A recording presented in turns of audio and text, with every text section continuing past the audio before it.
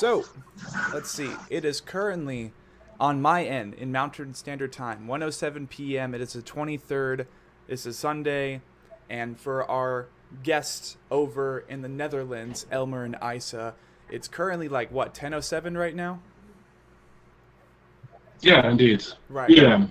But to say the least, welcome to the fifth episode of the Anatomy Podcast. We're doing things a little bit differently because Zoom is being stubborn. So instead, we're utilizing Facebook calls. But I have with me here Elmer and Eise of Distant. They decided to sit down with me, talk about their band, talk about where they came from, for that is what the Anatomy Podcast is. We will be breaking down the session into two segments. We will have one segment to where we are learning about the musicians themselves, the contributors to the project known as Distant, in which they are actually about to release a brand new single tomorrow featuring Kyle Anderson, A Brand of Sacrifice, called The Tyrant's Covenant, catering to the name of their fan base. The Facebook community link will be down below for the description of this video version, and we will, as soon as possible, get this episode uploaded to Spotify as well. But full circle back to explaining everything. We will have the first section for the musicians themselves, and then the second session for the Anatomy Podcast itself. What is the Anatomy of Distant? What is the name? Like, where did that come from? All of those fun, really, really awesome questions. But first of all, let's get on a human level. How are you gentlemen doing tonight? Pretty good. Good. More than happy to hear. Did you guys have a pretty eventful week? Yeah. Was it too stressful, too challenging, anything of that similar nature? Oh man, it's really insane at the moment. We're all working daytime jobs full time, and between we're trying to get everything off the ground with Distant. So Right, exactly. it's really, really intense. And especially for me and Eise, we both have two kids, so it's a little bit different, it's yeah. leveling out what gets priority. Yeah. Yeah, I can only imagine. Challenging to say the least. Yeah. Yeah, and the thing is too, there's a But big no difference. complaining. We're really happy. So.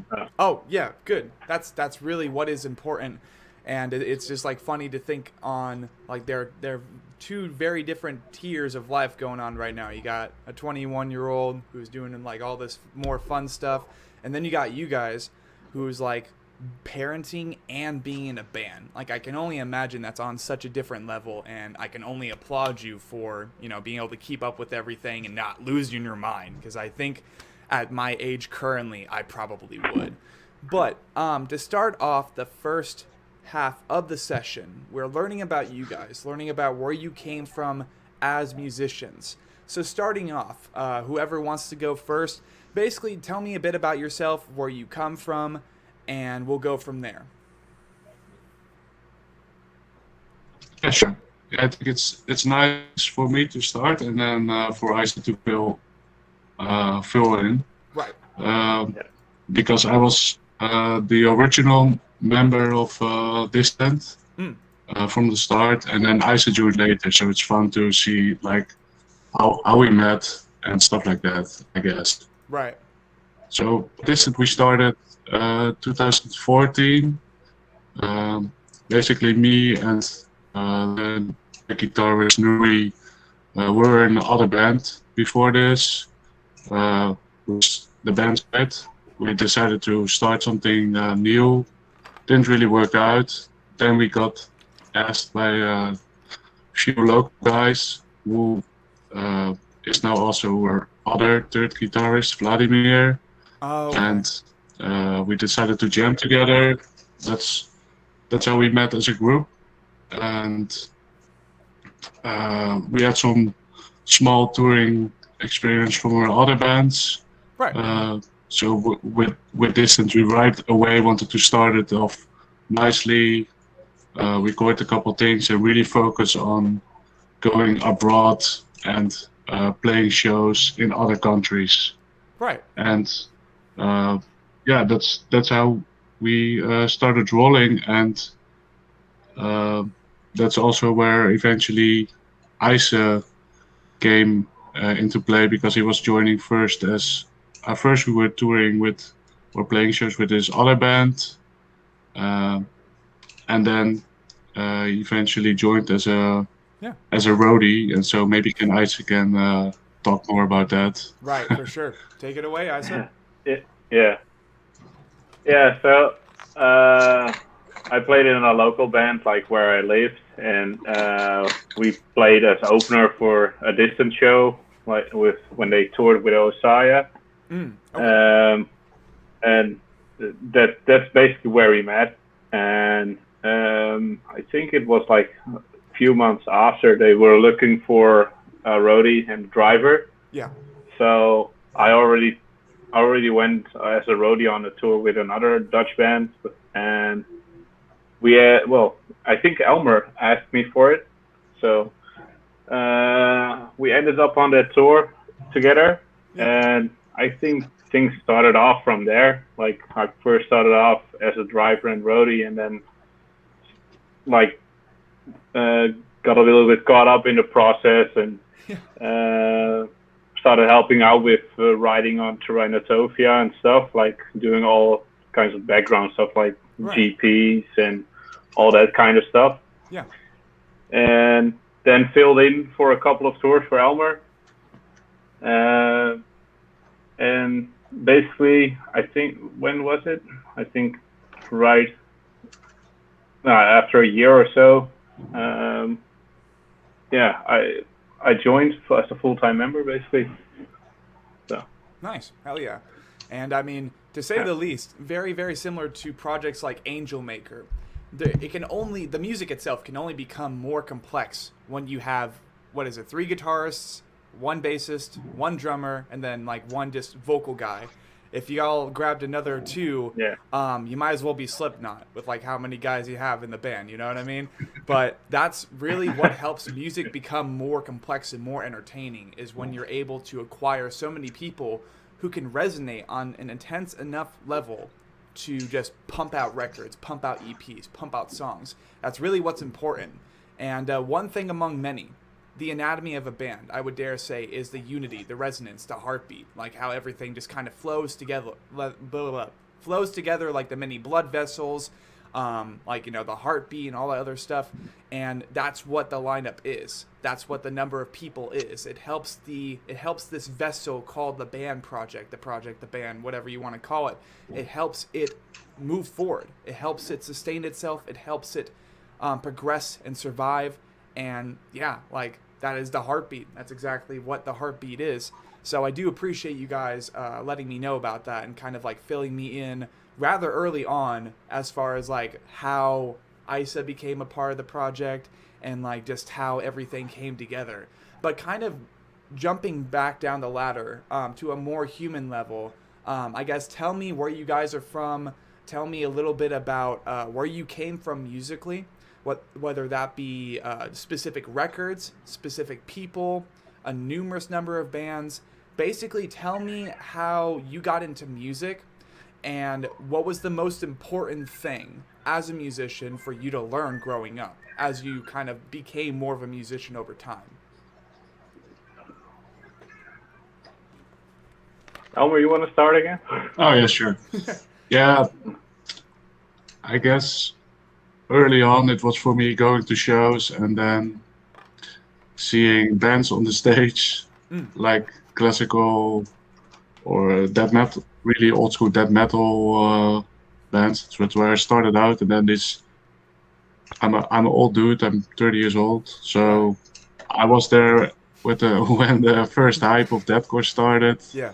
With Suicide Silence touring with Behemoth in 2007, and that's where it picked off going into the Deathcore direction. And when I first started in playing with bands as well, so with my first bands, it was more like melodic metalcore-ish, but I always wanted to have more breakdowns, and right. that's I wanted every year things, and that's when my first band quit, and me and Nuri were left to start over.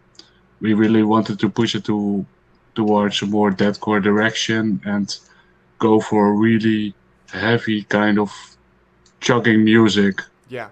and that's how we initially started with Distant. We called it downtuned hardcore back then, Yeah. because it was more like a mix of, let's say, metalcore, but really downtuned, low tuning, slow paced. Downtempo wasn't a thing back then. Yeah. That's why we called it downtuned. And then in the midst of us developing a sound, we saw the downtempo deathcore genre growing, Yeah. with Black Tongue starting out. And this really resonated with us, and this is what we wanted to do as well. Right. And from that point onwards, we really started to do what we really wanted, what kind of music we really like to play. For me, that's only breakdowns. Ooga booga slam. Yeah, exactly. Yeah. No, that's So that's and I guess it worked out no, it did. And eventually. Yeah. Especially for us in the beginning. There's nobody else in the Netherlands who did such a thing. right. There were a couple deathcore bands back in the days, but not Eye of the Hurricane. down tempo. Yeah, Eye of the Hurricane is a really nice example, but nothing down tuned or really low tuned, Yeah. slow kind of deathcore. Right.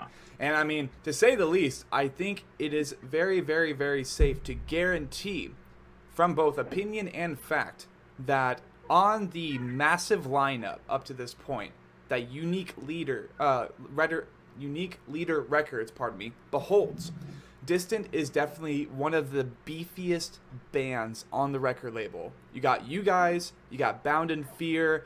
Let's see. There are plenty others, because I have not paid attention or provided eye to say to all of the hundreds of bands on that record label is now managed by the good old Jamie Graham of Viscera. Shout out to him, because he is one of the best. And I think, like, I'm not even in the business yet. I don't have my own band. I don't have anything produced. And I have never, ever been on a record label before. But with all the reception from you guys, from Worm Shepherd, from Signs of the Swarm, Brand of Sacrifice, and the list just keeps on going on and on and on. Everybody seems to think that, just, tiny tangent, Unique Leader Records and Jamie Graham are doing it the best in the business right now. They're giving a very, very good and professional viewpoint and spotlight to the future of the heaviest of heavy music. So shout out to him, quick shout out. And Yeah, definitely. Distant is definitely one of the beefiest projects on that record label. So Yeah, when it thank comes, you very much, man. Oh, dude, Yeah, hell yeah, man. Hell yeah. Gotta plug in everybody, especially when I'm the little guy, even if I'm the little guy and you guys are like so much bigger than this podcast is and probably will be for the next year or so. Who knows? We'll see what happens. It's very humbling to have such big people in the scene. Just like, hell yeah, man. We'll answer a couple questions. But again and again, every episode that I do for this podcast, I try to emphasize that this is how tight-knit and willing, humble, modest, humanitarian our community is. We always are willing to hang out. We're always willing to do stuff. I mean, hell, the other night I was playing Warzone with a guitarist in Mental Cruelty and Devin Duarte of Worm Shepherd. That was really fun, and I'm working on that right now, so you guys should be seeing bits and clips from that soon enough. But enough about me. We're talking about you guys. Eise, I want to know as much as you're willing to share about your background, where you came from as a musician, favorite bands, favorite guitarists, maybe. Anything you want to say, take your time and take it away, my friend. I'm 30 years old as well, so I'm old as fuck as well. But Right. I'm from the MTV generation, like Slipknot, Korn, all that stuff came on MTV, and it was like, oh my god, what's going on? Exactly. And I think the main band that pulled me into metal, I as old as I can remember, maybe it was 6 or 8 years old or something like that, and Linkin Park was on, and I was like, whoa, man, Yep. this is Linkin Park. yeah. Let's go, baby. And every Christmas in the Netherlands, you have like top 2,000 of best songs. And then I heard Metallica, and then I got into Metallica, and then, yeah, I think things all started from there. Hell yeah. As soon as I like got into high school, Yeah, it's over here, and it must be different over there, but it's okay. yeah, it's different. But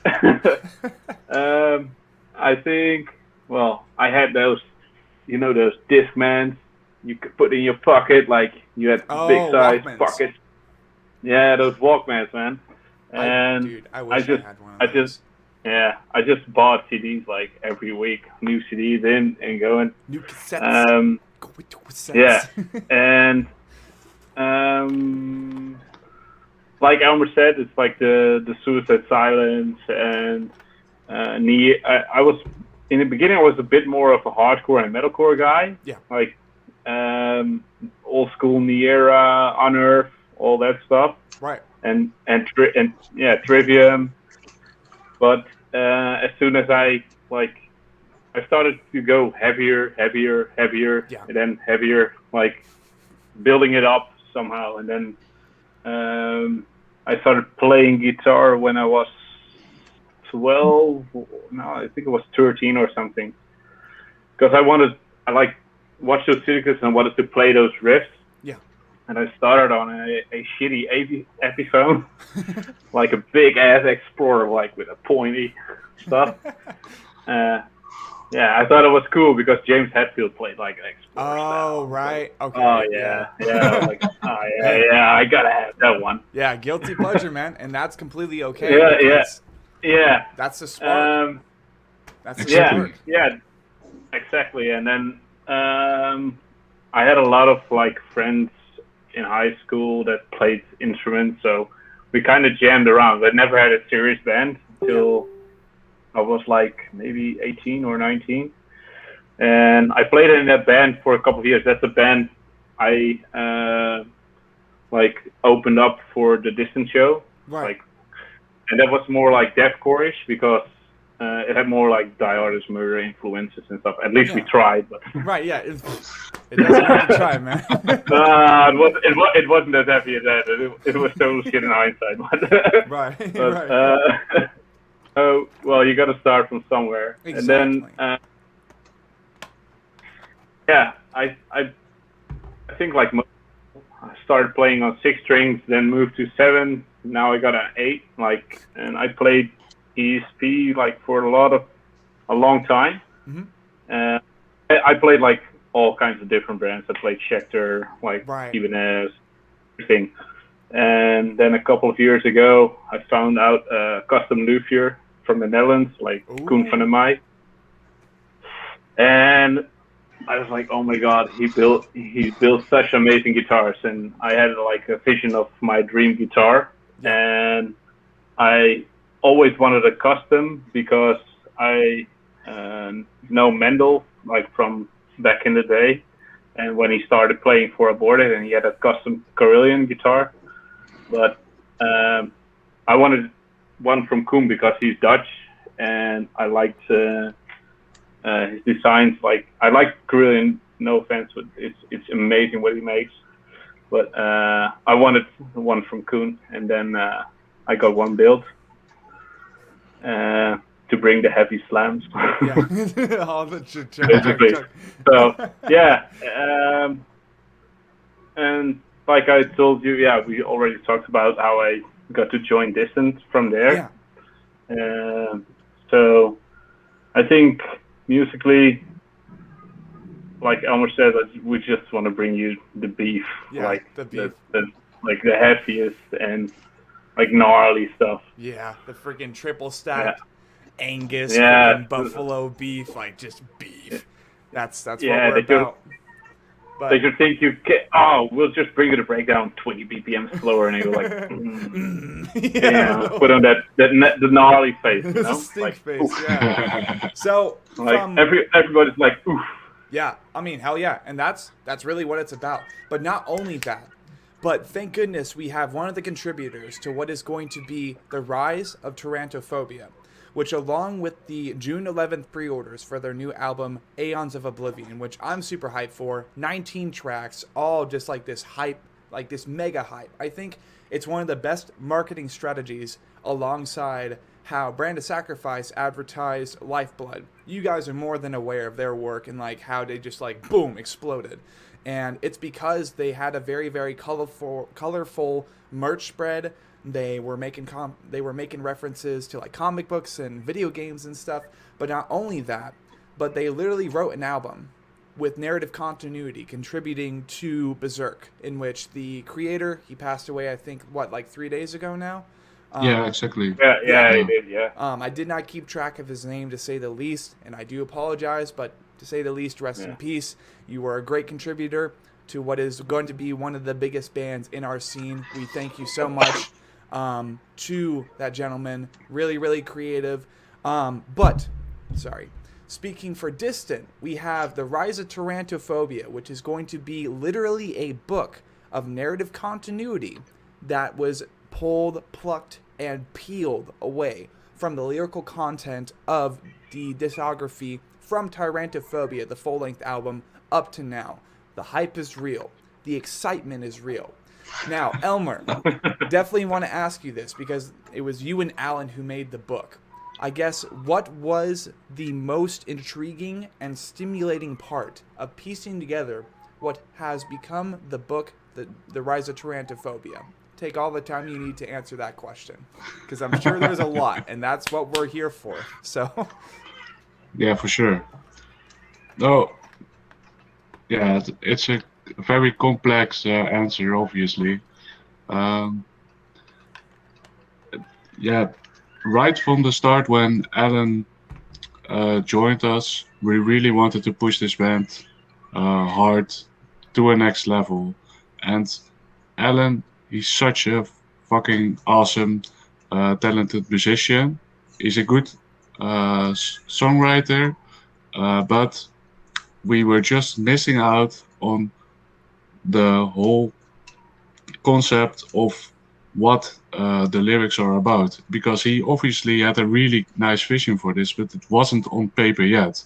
So right back from the start of when he joined us with Tsukuyomi, there are already references to the lore that we actually put on paper now, but it was never written out, never written down into a full story. So last year, when we finally had time to sit together because of the Corona pandemic, me and Alan started brainstorming on how can we develop this story and really put it into a nice chronological order for people to understand what is going on behind the lyrics. Because if you go back towards Tsukuyomi and Tyrantophobia, you can already see that there is a match in there if you look closely. Right. But it's still a bit vague because it came right out of Alan's mind. It was improvised. It wasn't like planned to be part of a continuity, so that's completely understandable. Well, there was some sort of continuity, but it was not really written down as a whole story. So last year we started brainstorming a lot on this. We made a whole concept of what is now actually the Rise of Tyrantophobia, and we've written it all down. And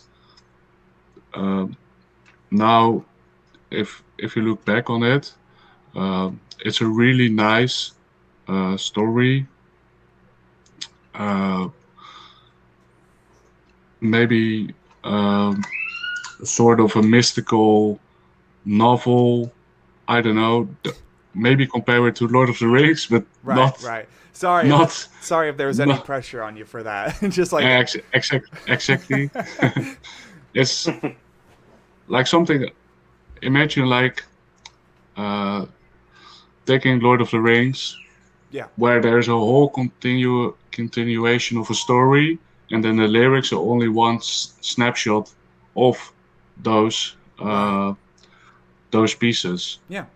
So that's how you can basically look on what is about to be released as our full lore. Yes. And also, we made it a bit more clear in the book itself and added the lyrics as an appendix to it. And we're also explaining a bit more about the lyrics itself Right. to where they fit into the story, because uh, it's not chronologically released. Yes. So actually, it starts with Tsukiyomi, then it goes to Dawn of Corruption, Dusk of Anguish, Aeons of Oblivion, and Tyrantophobia.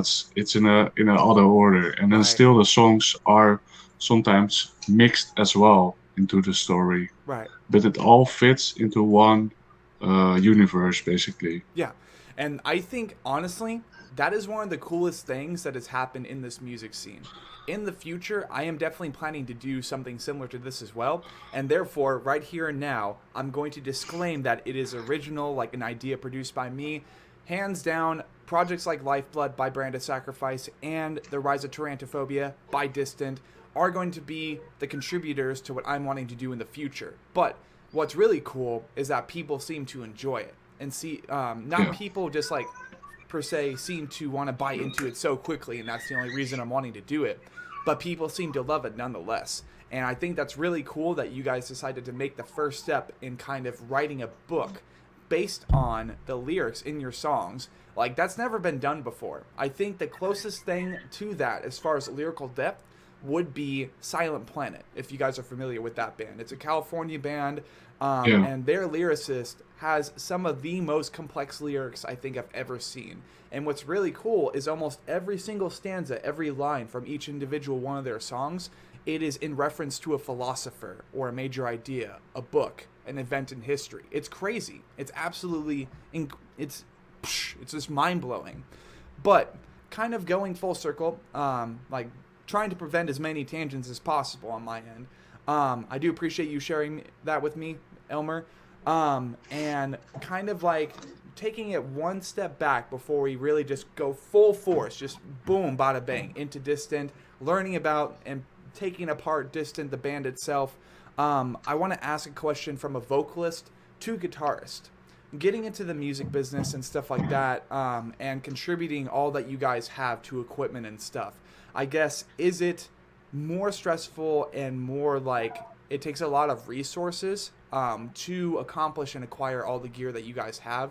I don't know if that's the best way to ask that question, but basically, how much have you guys contributed to all of the equipment you have, and do you feel that it has all been worth it so far, being that Distance is and has risen? like, I don't know, maybe were there any anxieties, any like, is this really worth the risk? I mean, obviously it was, but I guess, have your contributions to Distant and the music scene felt like it was worth it to you, and why? I guess, I don't know. Very complex question. I do apologize.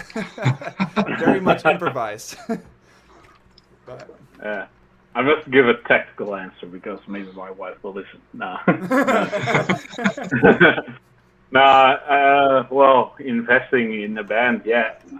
Especially from starting with touring, you can't expect like to make money out of it, like right from the get-go. I think we invested a lot of our personal funds into touring, equipment, everything, just to create the sound. I just see a musical career as a staircase. Like every time you like invest and then can take it to the next level. Like yeah, that's how I see it. Right. Like every time you feel that it is worth to be a risk, like take that risk, because you don't know if it's gonna work or if it's gonna fail. But that's really the beauty of being an artist. My apologies. Eise, continue. Well, the same goes for like guitars and gear. Like I played a lot of just random guitars over the years, and when I basically got into Distant, I invested in that custom guitar, basically because I thought it would. Well, the gear doesn't bring you to make better music, but you do. But it's a tool, you know, and I think it just helped me get to that next step. Like I said, let's see it as a staircase, like getting me to that next step. Like maybe it's just 1%, but even 1% is a gain, you know. Right. Exactly. In that perspective. Right. Well. Hell yeah. That's amazing. As for gear, amps and stuff, I played tube amps, like for ages, until we got like many tours, and then switched to a camper, like many other guitarists did. And now we basically all switched from the camper to the quad cortex from Northeast V. Shout out to them. Hell yeah. Yeah. It's like for us, it's that next level step again. You know, it's a new machine, but it has so many innovative stuff going on, and we basically, because we're trying to go more intercontinental next year, right? For flying and stuff, the quad cortex would help us out a lot, because we can basically put a whole band through one machine. Right. You can't do that with a camper or XFX or whatever. Yeah. Yeah, no, I completely agree. Yeah. For the and I think it was kind if you look aside from gear, you have to invest like in a computer, monitors. Yep. Plugins, DAWs, whatever. Oh, it's very much an investment, and that's definitely more or less like the answer that we're looking for. Because like many musicians, including myself, I don't really have doubts in, like, I understand how music business works, the investment, but for other people who are like, how much is this going to cost? And like, you know, is it worth it? Is it like worth the risk and stuff like that? That's usually the question that all musicians ask themselves sooner or later. So definitely tackling that, I think, is very, very important, because like that's more or less the mind. That's the mind part of the anatomy, which is music. Is just like wondering if it's all worth it and stuff. And I mean, I can only assume that for you guys, you're like, yeah, hell yeah, it's worth it. We're doing really good. We got like plenty of songs. We got plenty of releases out. People seem to be enjoying our stuff. I guess, like, were there any doubts at any point in what has been Distance Legacy so far?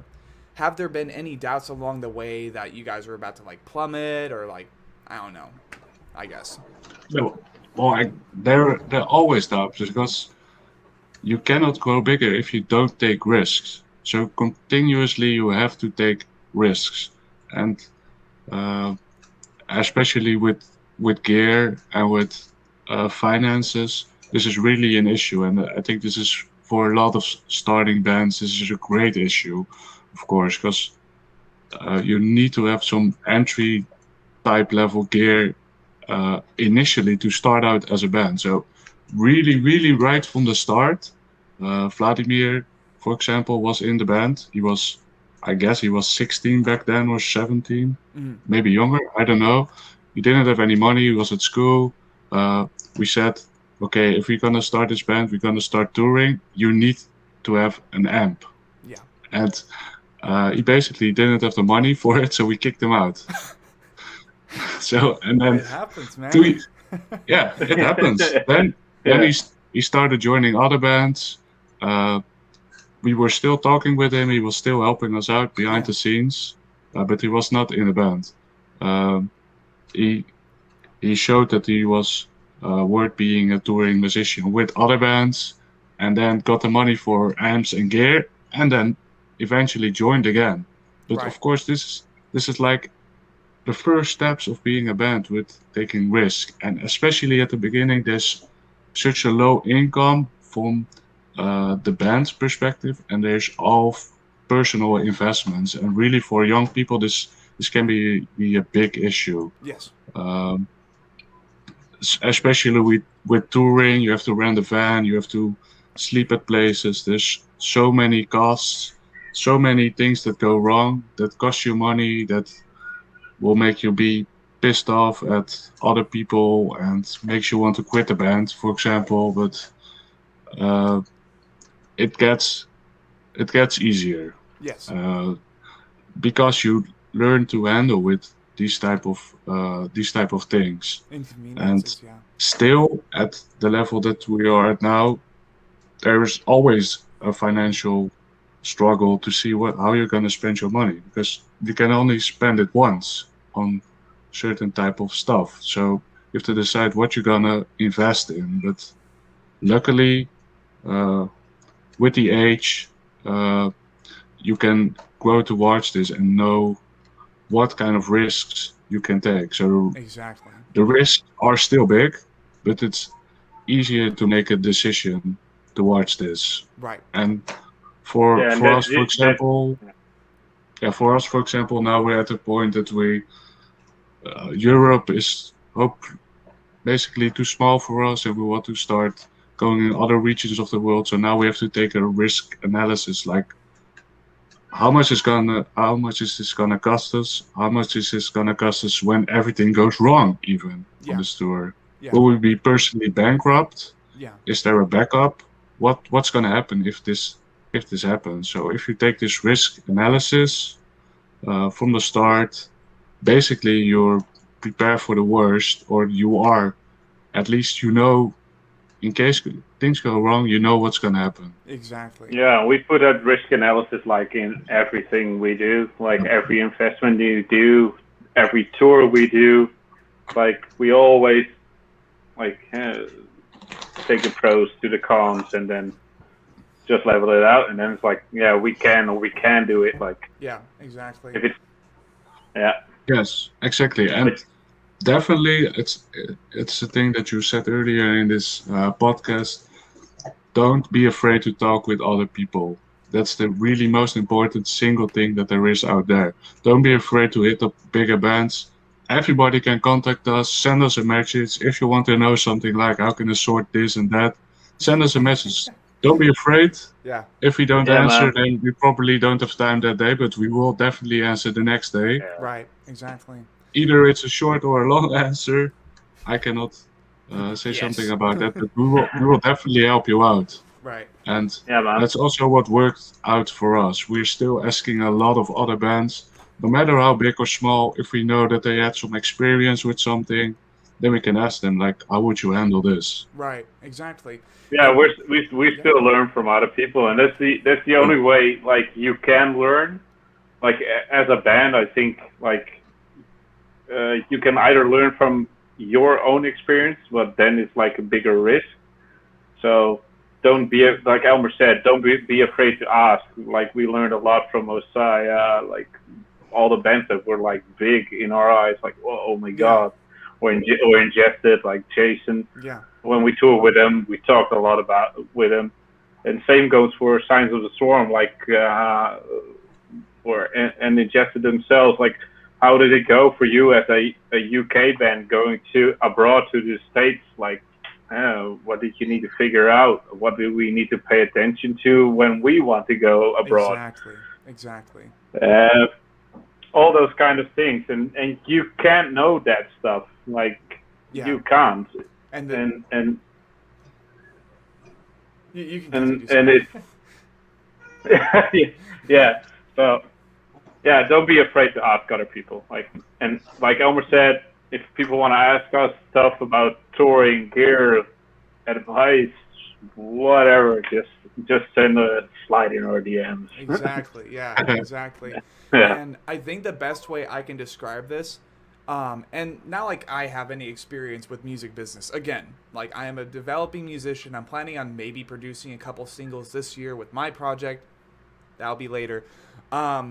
Do not go in blind, because this is very much, especially when you're trying to be a heavier metal band, you have like 5 or 6 people. You like sometimes you don't even know them that well. You've maybe known them from practice. It's very much all a risk. So reach out, ask for advice. And this is a really solid episode, and I appreciate you guys like kind of sharing this advice and stuff, because like, yeah, it's very simple. Reach out and ask for help, because our community, this community, the metal like scene, even like the freaking slam scene, the deathcore scene, we all very much like look out for each other, because this is a big investment. You got thousands of dollars going into equipment and touring and just living when you're on tour. It's very, very important. So I do appreciate you guys letting me know about that, sharing this with the podcast. It's very, very, very solid stuff. Now, drum roll. We're going to go into the second half, kind of, being that we have about like 15, maybe to 20 minutes left of the podcast. But we are going to be learning about the Project Distant itself. We've already spoken about the lyrical continuity, the lyrical content of the discography so far. What's been going on? I guess my first question, and this is the first question I always like to ask, what does the name Distant mean? Where did it came from?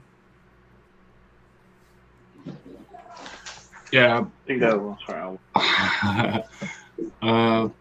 When we started out, the guys who asked me and Nuri to join had a really grinchy metalcore name. I think it was Party Ocean or something with ocean. Really typical metalcore. Right. And from the start, we said, like, let's pick out a nice name that is short and easy to remember. We brainstormed a lot on it. Came eventually to Distant, which fitted with us, was not known from another band. So that's how we came up with the name. But then eventually there really became a meaning to the word distant, because we started touring, going to other countries. We're at the western part of Europe. We went to the east side. Yes. And that's where we met Alan, our current vocalist. Right. He was in an other band back then called Shrilled Whispers, Right. which quit. And we were basically without a vocalist back then. So he joined us, and now we really are distant from each other because we live in different countries. So Right. that gave the meaning to the word. Right. So basically what we're looking at is we got many members now, what, like 6 members, if I'm remembering this correctly? Yeah. Okay, so we got 6 members, and like how far apart are you guys? Like being the name and stuff. Like I'm getting the vibe that it's like you and Eise, you guys are in the Netherlands region mainly, but like are the other guys in Europe or Germany or France or anything like that? Like what's up with that? So me, Nuri, and Vladimir, the other 2 guitarists, they are from Rotterdam area, western part of the Netherlands. Then we have Eise, who lives on a separate island of the Netherlands. Right. Be a couple hours drive from us. So it's the 4 of us who are down here in the Netherlands making the slams, right, basically together. And then we have our drummer Jano and our vocalist Alan, who live in Slovakia. So that's like 1,500 kilometer drive or 2-hour flight. Yeah. So once in a while, basically when we have to tour or do a video shoot, then we fly them over and they join us for a couple days. Right. Or for the whole tour, and then they go back. So for example, last year was really shitty with the corona, of course, so we haven't met. We didn't met for like 1.5 years up until like last month when we met to shoot the new video clips. Yes, right. Yeah, it's crazy. I think the last time we saw each other was like when we came off that Europe tour with Ingested and Thunderstorm with Instruction. Yeah, that was like that was after that Corona hit, and then we didn't see each other. Like we did on Facebook calls, but that's it. Yeah, of course. Yeah, it's different, like worlds apart and stuff. It's crazy.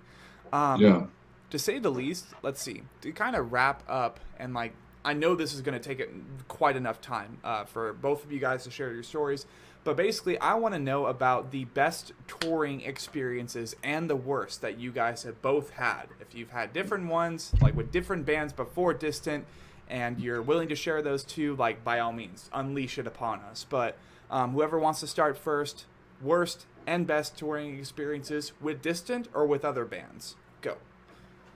Is it like a whole tour, or just a separate show, or experiences? Yeah, basically experiences. They could have been with your projects before Distant. They could have been with Distant.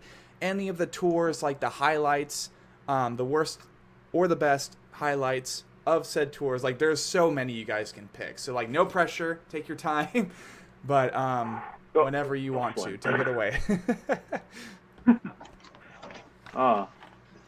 Elmer, okay. I think for me, the worst tour experience, I think, I want to pick a funny one, but nah. I think it was like one UK tour when I was still a roadie. Something went a bit wrong with the tour manager and contracts with the rider and stuff. So we had a bit of falling out at the end. And we ended up like having no food like every show, and then it ended up like to a certain boiling point. Yeah, we can laugh about it in hindsight though. It's like whatever, yeah, like but nothing too bad happened from that. Distant didn't. No, but I think we all were so like hangry. Yeah, angry. Yeah. Hungry and angry. Yeah, hungry and angry. So like that was basically it. Like after tour, we were so hungry. Would you probably say, Elmer, that was probably the worst one? I guess because I don't remember if he said it was right. So he was the roadie with Distant. Do you share that was like probably one of the worst ones that you guys had, where just all the mishaps with the No, I was not even concerned because back then for Eise it was like one of his first tours. For me it was couple tours down the line, so I was like, yeah, whatever, man. We never get food, so fuck this guy. I just get my own food. Shit. I was getting used to it. Of course, it was. I'm always hungry guy, so. Yeah. Me too, but I just sort my own food. Right. Yeah. I know these things always happen. That's why you always need to bring a backup stuff of stash of food with you. And then always there's some of the guys that forgot to bring food, and then it turns out to be no food at the venue, or it's like at 2 a.m. or something. Mm-hmm. So did you have like a bag full of noodles or something like that? I can remember something like that. Dude, I had so fucking many noodles with me that I didn't eat noodles for a year afterwards. Yeah, it's like. I mean that just happens sometimes. Having a experience, like I think we all agreed on was like we played one show and then they changed the lineup for the timetable for that show, and then we had to wait like for 12 hours or something like that, and we started driving towards that show in the morning because we had a certain timetable. We had to arrive at a certain time and then play that show, right? And then we came to that show and it was like, oh no, we changed the timetable. You play after the headliner, and I was like, oh my god, we have to wait for 12 hours. Jesus. So we were all wrecked after that. I think that was like the worst day ever. Right. And I think the best day for me was when we played the show in Karlsruhe with Mental Cruelty, and then they're actually good friends of ours. So shout out to them. They're like releasing a new album and it's gonna be insane. And we'll be interviewing them next weekend, to say the least. Both Luca and another member. Yeah, I'm fucking hyped for that. Say hi. Yeah. Say hi to them from us, man. I will. I promise. Yeah. Yeah. They're definitely they're the best. And then we ended up staying at Lucas, the vocalist's place. His dad is like a manager from a swimming pool and a sauna and whatever. And then it was like mid-tour, and then we got in. We had a chance to go into the sauna, swim around in the pool like late at night, eating pizza, having some drinks, smoking shisha, and yeah, man, we were like revitalized after that. We felt so cleansed. It was awesome. Nice. Yeah, I think that was like really my best tour experience. Awesome. How about you, Elmer? So, thanks, Luca, for that. Oh yeah, hell yeah. Yeah, I guess for me the worst was, I think, the first distant tour ever, even, where at the last day when we went home, we ran out of gas. And apparently, also, we didn't fix our insurance back then, so we had to pay a lot of money to get some gas. Oh. Man, I was so insanely pissed. I even was pushing the van myself with all the guys in them because they were lazy as fuck. to like, yeah. I was so angry, man. Right. But And, yeah. that's what happens when you when you start touring, man. You hit stuff that you didn't anticipate on hitting, and things go wrong. But luckily, nothing severely bad went wrong for us. We always expected like to get robbed or, I don't know, forget somebody at the venue and drive home or whatever. Yeah. And that's I think we did actually a couple times, but still. Yeah, we did. And that's like Where's Bori? Yeah, that's like the really scary part too. There are plenty of bands here in the States that I've known, including Miss May I and Dayseeker, who just get all their shit robbed, who just get stolen of all their stuff. Yeah, man. Quite literally, that makes it more intense because thousands of dollars of equipment are just gone. Like, you don't know where they went. You'll never see them again. It sucks. But I am grateful. It's like your worst touring nightmare, I guess. Exactly. Yeah. Yeah. Well, things that go wrong with your van, people that get injured, and losing your stuff. Right. That's really the worst. Besides, of course, break. You almost killed yourself on stage on Death Feast. Yeah. Luckily, I'm still alive, but I fell through the stage. Oh no! Disappeared from the fucking earth. Oh no! Yeah, I think it's even on YouTube. Really? Yeah, man. That's also one of my nightmares. But luckily, I survived. I just fucking, I can't even imagine you just disappearing through a floor. Just whoop. We were like, whoa, what the fuck happened? It was like underneath the stage. So weird. Elmer got cut in half. Go get the. Yeah. It was moving and stomping so hard when we played that song, and then like I think it was at the end breakdown or something. Really? He went straight to the stage. Yeah. Dang, that's when you know the music is dangerously beefy. Is when you go through the floor. Yeah, man. But you go into the void. Yeah, man. Yeah, it's definitely a different story. To finish it off, I'm Elmer. What was your best touring experience? I guess, to say the least, I would say every tour at the moment because I miss it really so much. Obviously, because we have not toured for 1.5 years now. Yeah.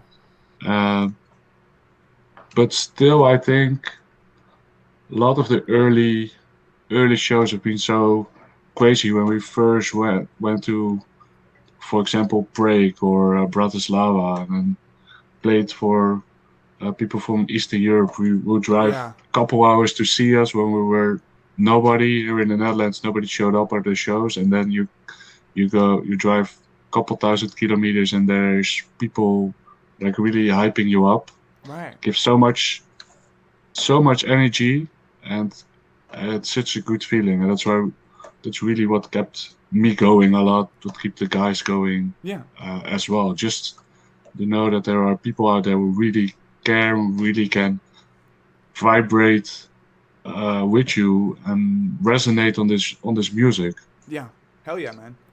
But I don't have like one standing out show or whatever that is really the best of the best. It's like there's so many great shows and tours that have been going on, and they all have their favorite moments. Exactly. Yeah, and definitely.